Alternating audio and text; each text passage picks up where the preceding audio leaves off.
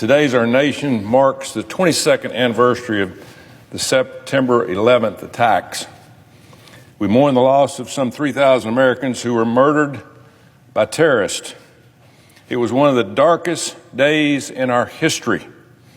Just last week, we marked another sad anniversary. It was the second anniversary of President Biden's surrender in Afghanistan. On 9/11/2021, the Taliban controlled more territory in Afghanistan than they did on 9/11/2001. That is an absolute disgrace. The responsibility goes straight to our commander-in-chief. At the time, President Biden called it an extraordinary success. Nobody else thought so. The American people overwhelmingly reject this idea. Our allies certainly reject this idea. It was not a success. It was the worst embarrassment of our nation in decades. In 2 years since the fall of Afghanistan, there has been absolutely no accountability within the Biden administration. No one has been fired. Nobody's paid the price. Thousands and thousands of our allies in Afghanistan have lost their lives. We surrendered billions of dollars in military equipment to the Taliban. As a result, the Taliban is now the best armed terrorist group in the history of the world. And again, nobody's been fired. In fact, the only one in our military who got fired was a colonel who sounded the alarm as a whistleblower. What a disgrace. We need to get politics out of the military. It has no place in the place that keeps this country and our allies safe.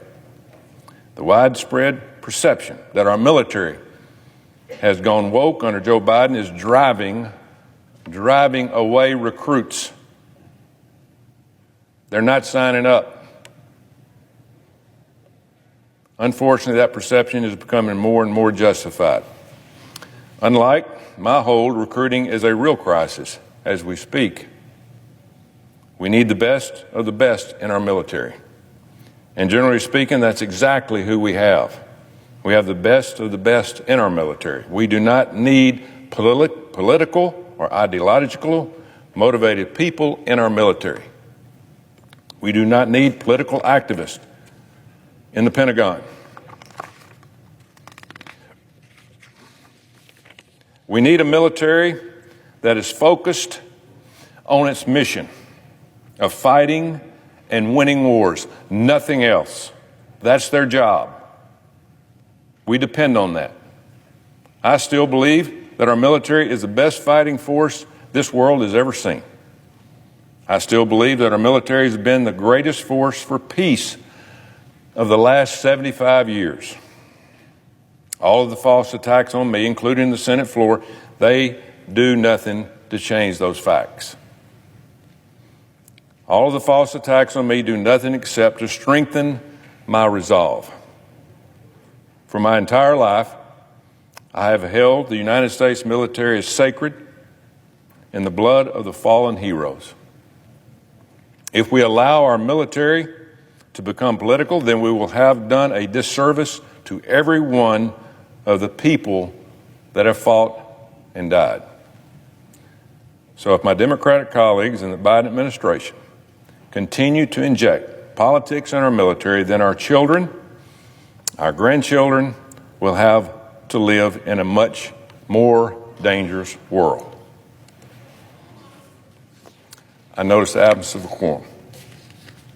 The clerk will call the roll. Ms. Baldwin. Senator Tuberville said today that he thinks that our military leadership should be fired for failing to defeat the Taliban. That's pretty extraordinary. For those of us who have served in the Senate and in the House during the time that we've been in Afghanistan, we had the opportunity to see that mission on the ground. It was a difficult, hard mission. Some might say it was an impossible mission, badly under-resourced right from the beginning.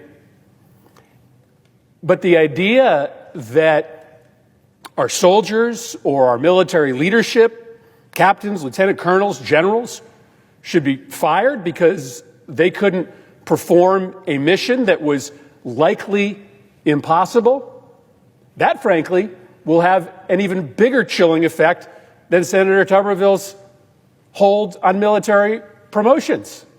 There's no doubt that there should be consequences for gross negligence on the job in any profession, including the military.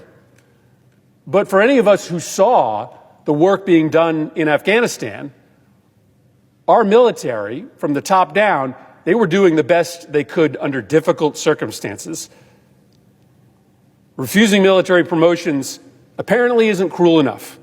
Now Republicans want military leaders fired when they can't complete impossible, under-resourced missions.